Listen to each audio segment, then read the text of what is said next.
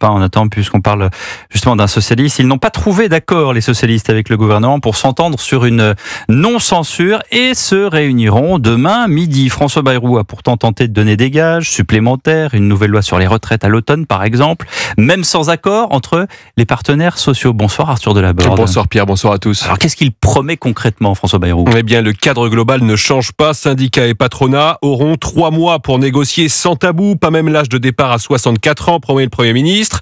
À partir de là, il évoquait hier 2 scénarios possibles. Soit les partenaires sociaux trouvent un accord et le texte sera soumis au Parlement, soit ils n'arrivent pas à s'entendre. Et dans ce cas, la réforme d'Elisabeth Borne continuera à s'appliquer. Mais tout à l'heure, devant les sénateurs, François Bayrou a mis une 3e hypothèse assez floue sur la table. Il est peut-être probable qu'il se produise une situation dans laquelle des marges de progression, de mouvement, de changement, d'adaptation auront été identifiées sans qu'il y ait un accord général.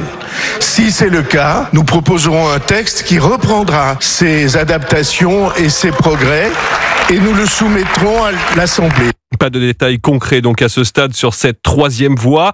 Est-ce un pas suffisant pour les socialistes ? Ils trancheront demain, mais pour le moment, le PS n'est pas convaincu et réclame qu'un texte sur les retraites soit présenté au Parlement, quelle que soit l'issue des discussions entre les partenaires sociaux. Merci Arthur Delaborde du service politique d'Europe.